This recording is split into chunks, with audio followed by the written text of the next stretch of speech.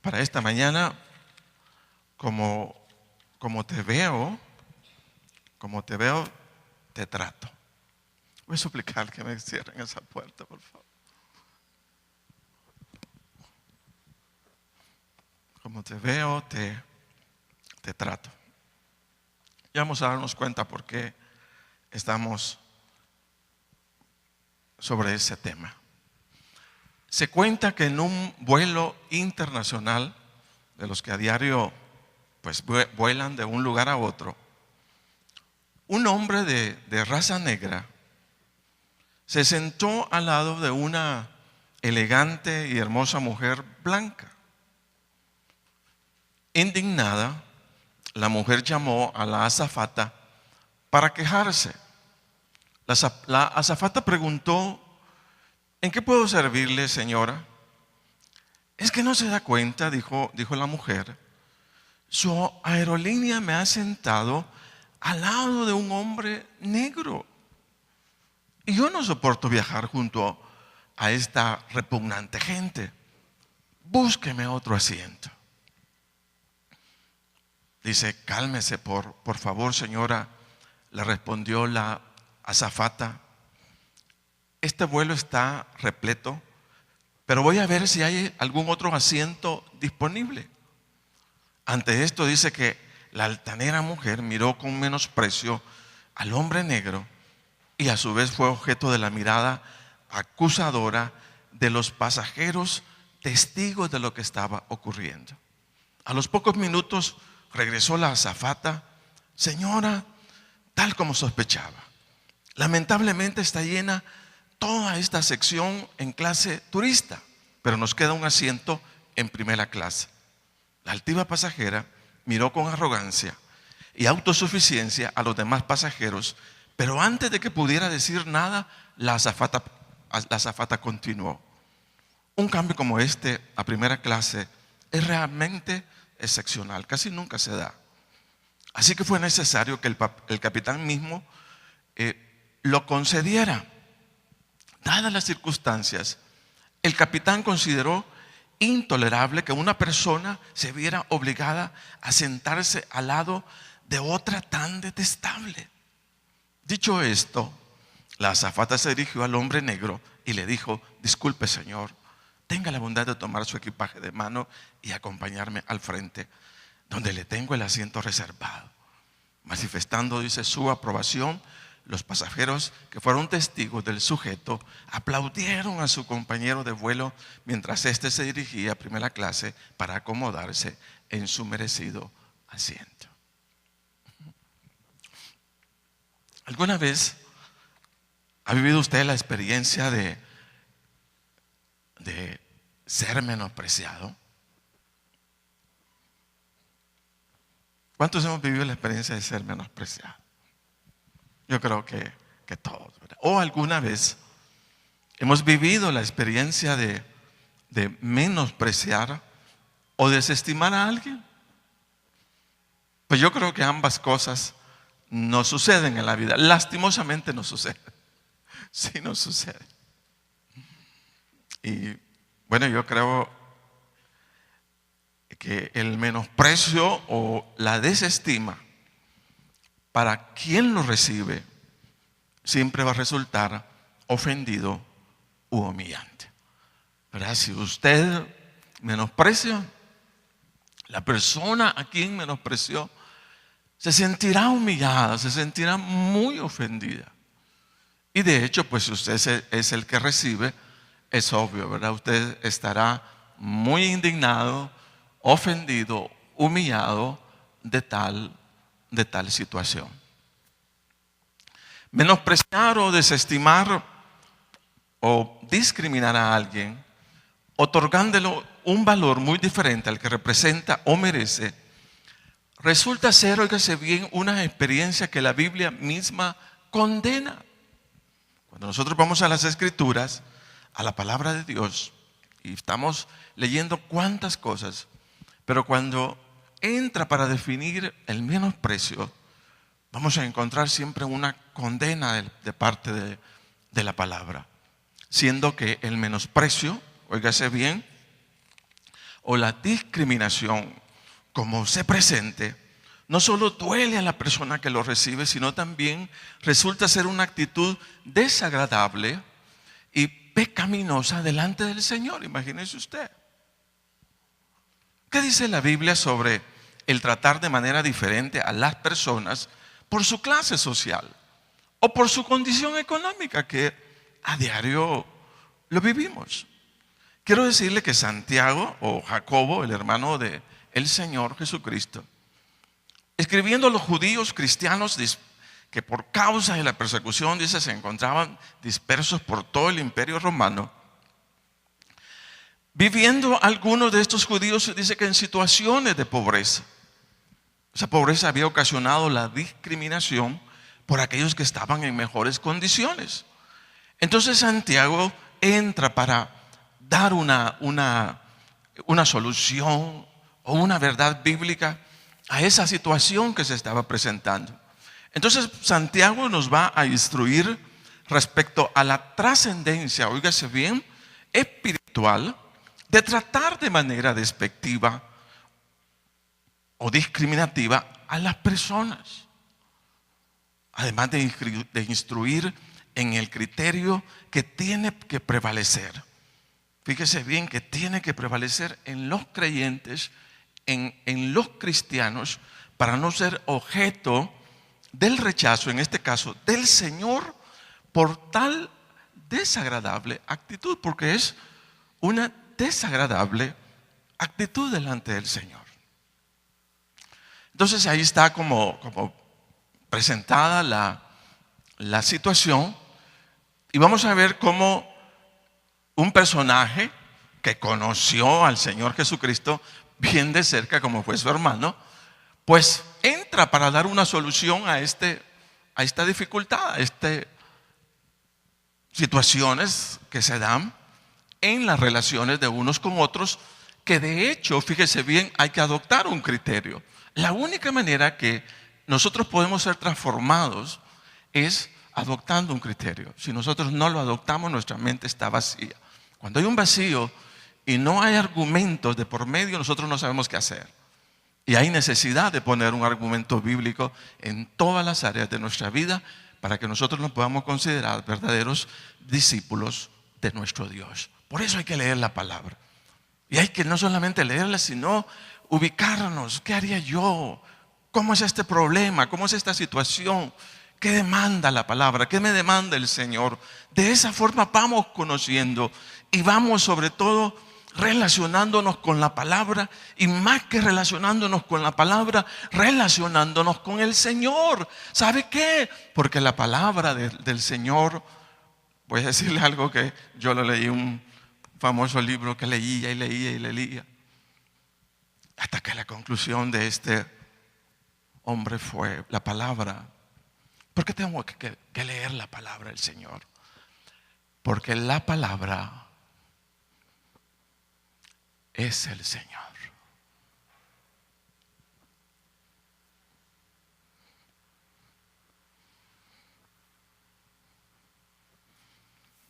Esa fuerza con la que habla la palabra no puede venir de alguien diferente, sino el Señor. Cuando estamos leyendo la palabra de una manera tan fuerte, yo estaba el día de ayer leyendo la palabra, un versículo que nunca lo había visto de esa forma, de esa manera. Comenzó a saltar con tanta fuerza como nunca lo había vivido.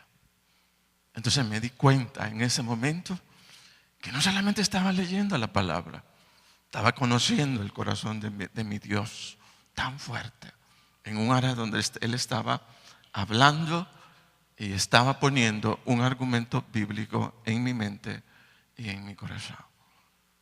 Entonces la palabra no solo es la palabra es el Señor.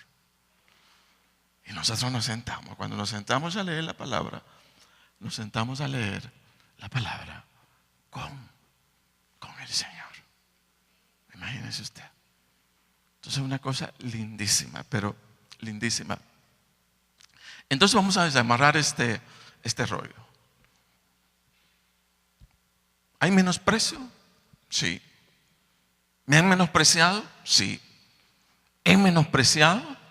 Sí. ¿He sido despectivo con las personas? Sí. ¿Han sido despectivos conmigo? Sí. ¿Cuál es el criterio bíblico? ¿Qué debemos que hacer? Quiero que vaya conmigo a Santiago, capítulo 2, ahí estamos, del versículo 1 al 4. Voy a leer siempre la versión internacional. Nueva versión internacional. Y dice de la manera siguiente: hermanos míos, la fe que tienen en nuestro glorioso Señor Jesucristo no debe dar lugar a favoritismo. Mira una cosa importante: la fe en el Señor Jesucristo, eso dice mucho. Porque la fe en el Señor Jesucristo nos va a dar siempre un enfoque distinto a todo lo que nosotros conocemos en el ámbito humano. Entonces, hermanos míos, la fe que tienen en nuestro glorioso Señor Jesucristo no debe dar lugar a favoritismos. Supongamos que en el lugar donde se reúnen entra un hombre con anillo de oro y ropa elegante, y entra también un pobre desarrapado. Ese desarrapado no es mala palabra, sino es harapiento o andrajoso. Son sinónimos.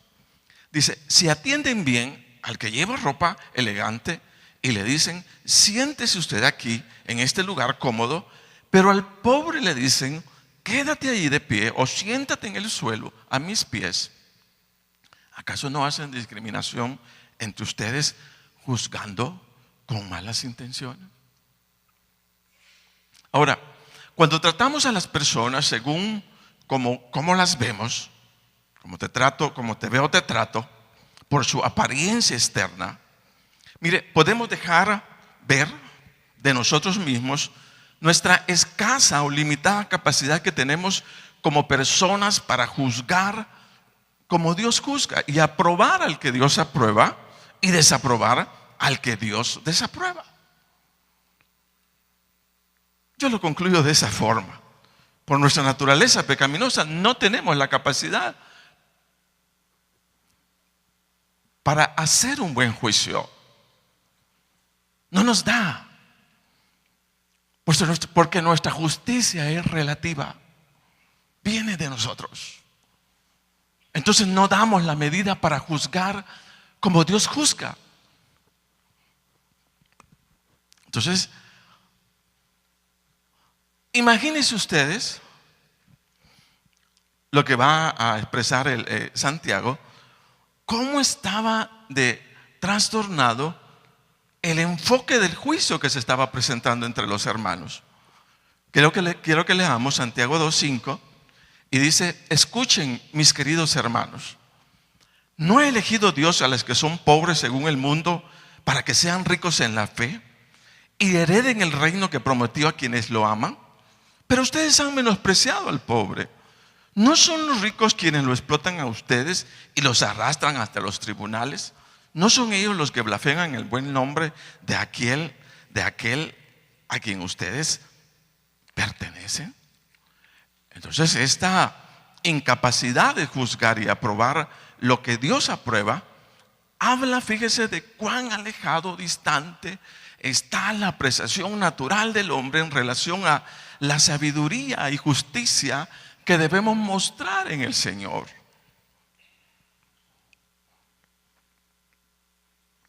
Así nacemos. Y cuando nos relacionamos o cuando en nuestro ámbito de vida social, no aprendemos un buen juicio. No sabemos cómo juzgar lo bueno o lo malo. Entonces, cuando nuestro criterio, valoraciones personales no están fundamentadas en la palabra del Señor, nuestras acciones o tratos con los demás serán siempre injustas y hasta pecaminosas. Por eso no es correcto decir, bueno, a ver qué siento. Yo digo, bueno, a ver qué me ha enseñado. La palabra debería de ser. Es la palabra la que me instruye. Y no el sentimiento. Siempre debemos llevar toda circunstancia a la palabra del Señor. ¿Qué dice la palabra del Señor? Estando con el pastor Jorge López, siempre recuerdo esa expresión. Siempre la recuerdo. ¿Qué dice la palabra? Vos le decía al anciano. ¿Qué dice la palabra? La palabra dice tal cosa. La palabra. Entonces, eso es exactamente lo mismo que nosotros debemos hacer. Cuando estamos juzgando las situaciones o las cosas, debemos decir, ¿qué dice la palabra? ¿Qué dice la palabra del Señor? Ese es nuestro fundamento, esa es nuestra clave, fíjese bien, para juzgar como Dios juzga. Entonces, nuestros criterios o valoraciones personales cuando no están fundamentadas en la palabra del Señor, serán injustas y serán hasta pecaminosas. Por eso siempre la expresión es ¿qué dice la palabra? ¿Es correcta mi conducta? ¿No es correcta mi conducta? No es que siento yo que estoy bien. No es de sentir, es de comparar. Es comparativa, fíjese bien, nuestro buen y sano juicio como para hacer lo correcto delante de nuestro Dios. No es por sentimiento, es por comparación. Entonces dice Santiago 2:8, hacen muy bien si de veras cumplen la ley suprema de la Escritura. Ama a tu prójimo como a ti mismo. Pero si muestran algún favoritismo, mire, y ellos de hecho lo estaban haciendo. Dice, pero si muestran algún favoritismo, pecan y son culpables. Pues la misma ley los acusa de ser transgresores. Porque el que cumple con toda la ley, pero falla en un punto, ya es culpable de haberla quebrantado toda. Pues el que dijo, no cometerás adulterio, también dijo, no mates. Si no cometes adulterio, pero matas, ya has violado la ley. Entonces, parece que estaban desenfocados y estaban tratando bien, fíjese bien, pues al rico. Pero aquel que no mostraba mucha apariencia, ¿verdad?, respetable, no lo estaban haciendo. No lo estaban respetando, sino lo estaban menospreciando. Ay, señores, dice, parece que ustedes no están juzgando como debe de ser. No están juzgando como debiera de ser. Hacen bien, dice, si de veras cumplen la ley, pero no la están cumpliendo. Están menospreciando al que necesita de vuestro apoyo, de nuestra ayuda. Y de hecho no es que Dios las tenga con el rico. Ya la palabra de Dios lo dice. Lo que Dios no aprueba es el amor al dinero, no al rico. Pero que había una diferencia. Lo que quiero que quede claro es lo siguiente, y lo dice muy de cerca la palabra: discriminar, menospreciar o desestimar la vida de alguien es un pecado semejante al que mata, al que adultera, al que se emborracha, al que roba, que cuando es ejecutado merece nuestro arrepentimiento delante del Señor, porque delante de Dios y la persona afectada hemos obrado con maldad.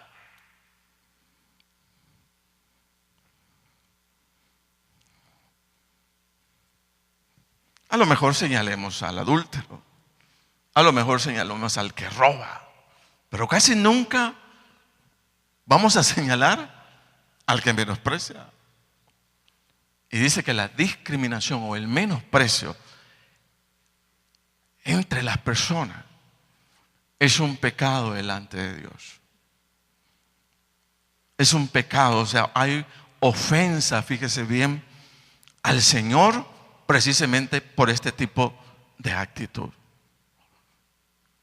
Entonces lo digo tal como lo dice la palabra, porque hay necesidad de trabajar en ese aspecto. A lo mejor quizás todos. Trabajar en el área de la aceptación.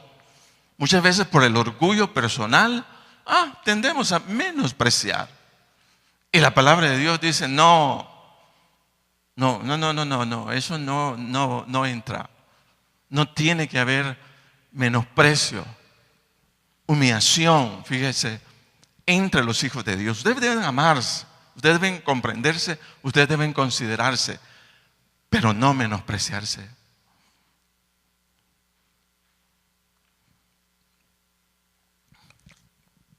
Quiero decirles que hay que decirle con claridad, parece que no se entiende. Hermano, menospreciar o desestimar al cónyuge es pecado delante del Señor.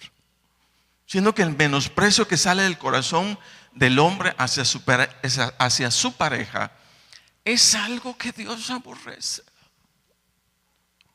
Aborrece. Por eso, cuando elegimos casarnos, pues debemos tener claro que el matrimonio es para toda la vida y que siempre vamos a luchar, óigase bien, para que ningún argumento ni pensamiento de rechazo ni cosa semejante entre en nuestro corazón a pesar de las circunstancias con nuestra pareja. Podrán suceder muchas cosas y de hecho las hay. Pero el verdadero creyente, óigase bien, cualquiera sea la situación que haya sucedido como pareja, buscará superarla.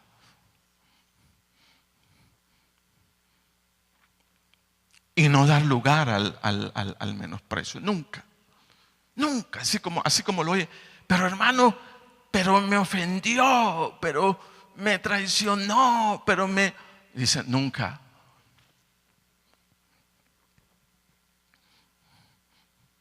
¿Por qué? Porque el matrimonio es para toda la vida, Dios. Para toda la vida. O sea, no puede haber. Ahora la palabra da una salida. El que se separa, pues está bien, sepárate, dice. Pero vas a tener que quedarte sin casar, Señor. Porque ya hiciste un pacto delante del Dios Todopoderoso. Y Dios no va a estar recibiendo como juguete, vea, que ahora ya no me gusta no que la otra. Entonces hoy voy con otro matrimonio allá. No. Solo hay un pacto. Solo hay un pacto delante de nuestro Dios. Y yo quiero que vayamos a Malaquías, capítulo 2, versículo 14. Dice, y todavía preguntan por qué. Porque el Señor actúa como testigo entre ti y la esposa de tu juventud, a la que traicionaste, aunque es tu compañera, la esposa de tu pacto. Mire bien, ¿acaso no hizo el Señor un solo ser, que es cuerpo y espíritu? ¿Y por qué uno solo? Porque busca descendencia dada por Dios. Así que cuídense ustedes en su propio espíritu y no traicionen a la esposa de su juventud. Y oiga bien esto. Y oiga, está bien claro, dice, yo aborrezco el divorcio, dice el Señor, Dios de Israel, al que cubre de violencia sus vestiduras, dice el Señor Todopoderoso. Así que cuídense en su espíritu y no sean traicioneros.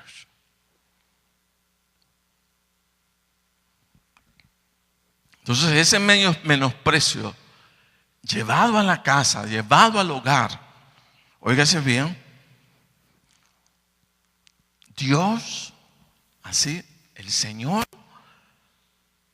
lo aborrece.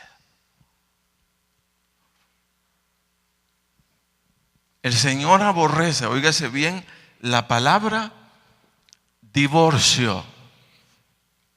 Me voy a divorciar. Yo aborrezco el divorcio, dice el Señor, Dios de Israel. Por eso estamos diciendo, ¿verdad?, constantemente al joven: no se una en yugo desigual, no se una en yugo desigual, no se unan en yugo desigual. Ay, pero aquí en la iglesia no hay, hermano, no. Ore al Señor. Si Dios tiene a alguien para usted, no se desespere. No agarre cualquier pelón. O sea, no lo haga. Sino interceda y espere en el Señor. Pero oiga bien, es un gravísimo error unirse en matrimonio con un yugo desigual. Mire, va a tener serios líos, serios problemas. Y no puede quitarse de esa relación de un día para otro. No se puede, o sea, no hay argumento, sí, pero es que somos incompatibles. Es que ya no nos llevamos bien. Imagínense los argumentos. Es que ya no siento nada. Es que no es de sentir, hermano. Es que te presentaste delante de un altar ante testigos, invitaste a cuantos para que te oyeran decir toda la vida a Dios.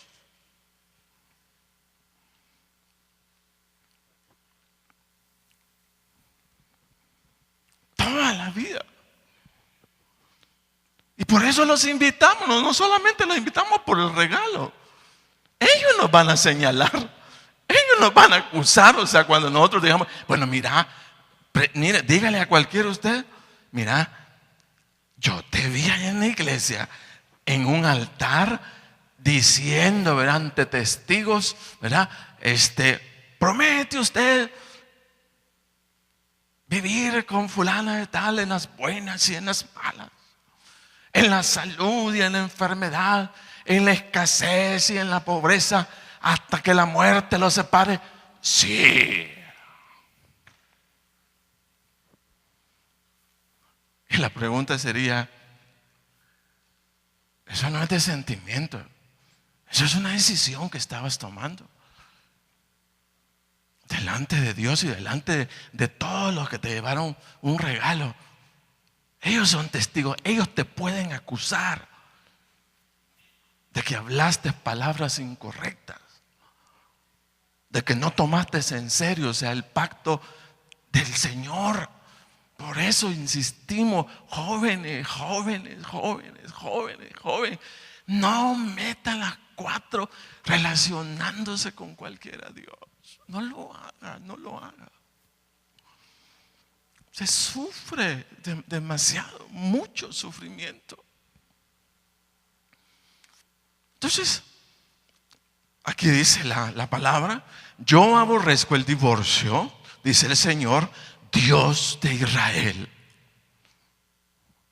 Dios de Israel. Entonces, los creyentes en Cristo, hermanos, somos llamados a desarrollar un trato justo con las personas. Pero ¿qué significa ese trato justo? Sin favoritismos, aprendiendo a tratar a los demás tal como el Señor los trataría, sea pobre o sea rico. Mire, esta demanda de tratar a los demás tal como el Señor los trataría, déjeme decirle que al final no es una opción, sino es una necesidad, porque obrando de manera discriminativa o despectiva, pues ya dijimos, pecamos, hermanos, delante del Señor, y como tal somos culpables de desobedecer la ley de nuestro Dios. Ahora, ¿de dónde se origina esta discriminación o menosprecio, según leemos ahí en la palabra? Santiago 2:12 dice: hablen y pórtense como quienes han de ser juzgados por la ley que nos da la libertad.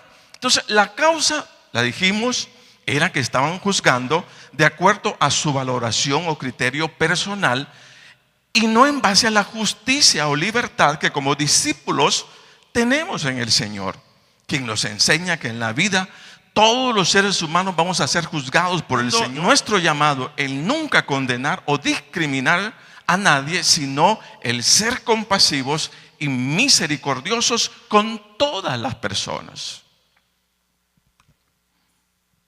Fíjese usted. Pero yo lo que veo es que hay un patrón de juicio y de condena. Y quiero decirle que ante ese patrón de juicio y condena, lo que tenemos que introducir en la mente es la palabra compasión. No es condenando, es compasión.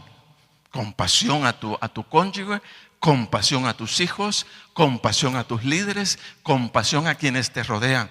En lugar de condenación, porque no estamos llamados a condenar ni a juzgar. Entonces, si no estoy llamado a condenar y a juzgar, ¿qué me toca? ¿Qué me corresponde como hijo de Dios? Usar de compasión.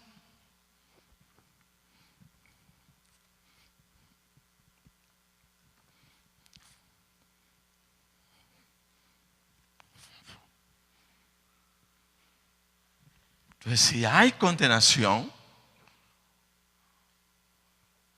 lo contrario sería compasión. No hemos sido llamados a condenar. Hemos sido llamados a tener compasión. Amén. ¿Sí se entiende? Entonces, y oiga lo que dice. Porque habrá un juicio sin compasión para el que actúe sin compasión. Mire usted. La compasión triunfa en el juicio. ¿Qué quiere decir? Como quien dice que será imposible que una persona que en vida física se ocupe de mostrar compasión a los demás salga condenado por la justicia divina. ¿Por qué? Porque la compasión triunfa sobre el juicio. ¿Amén? ¿Sí? Ahora, la relación o el trato con los hermanos y con todas las personas, déjenme decirle que es uno de los privilegios más lindos, las oportunidades más grandes que tenemos en la vida. Pero con la limitante, hermanos, que cargamos con patrones de discriminación, rechazos y desestima que no nos permiten ser justos unos con otros. O sea, yo mismo tengo que luchar todos los días con eso. ¿Por qué tengo ese patrón de discriminación? ¿Por qué tengo ese patrón de menosprecio?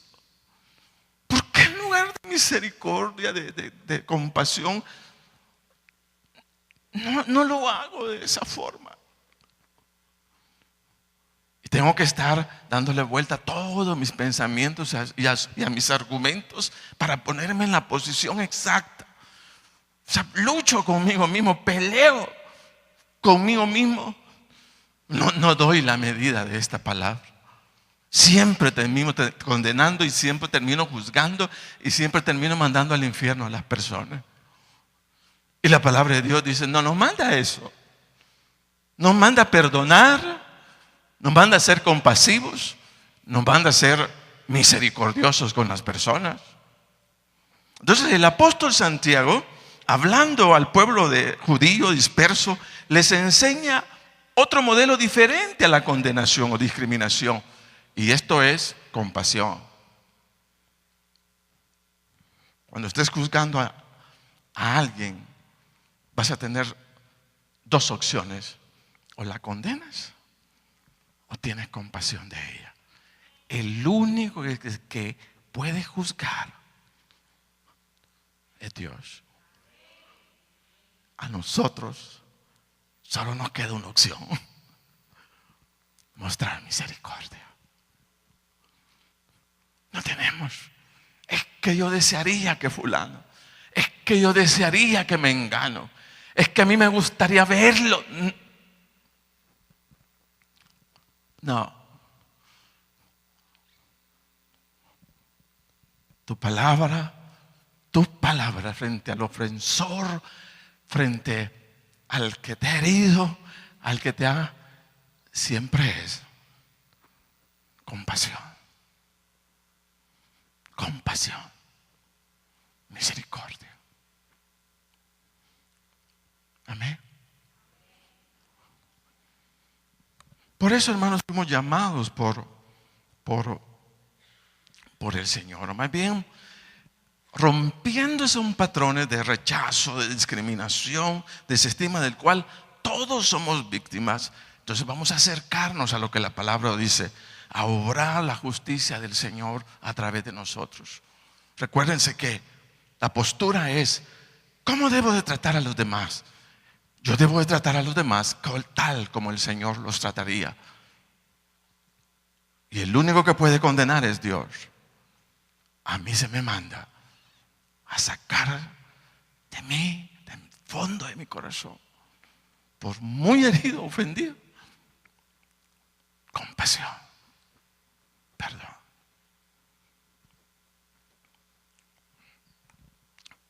Entonces el conocer al Señor Jesucristo es la experiencia más linda que podamos tener en la vida. Nos corresponde aceptar el desafío de practicar la palabra del Señor, suplicar al Señor nos permita su carácter en nosotros a fin de desechar ese espíritu de condena, de menosprecio y entrar al ámbito eterno de la compasión. En la compasión hay eternidad. Decir en esta mañana, hermanos, que Dios tiene la capacidad, nuestro Dios, de sanar y traer libertad sobre la vida de aquel que fue marcado sobre el menosprecio, la discriminación o el rechazo. Esas palabras que todavía recuerdas de aquel que condenó, de aquel que señaló, de aquel que acusó, de aquel que actuó sin misericordia, es una treta del enemigo. Porque Dios tiene la capacidad de sanar nuestro corazón, liberar nuestro corazón para que no estemos atados a semejantes situaciones. Porque el Señor vino a sanar y vino a libertad. No debemos tratar como vemos, debemos tratar como el Señor trataría a los demás.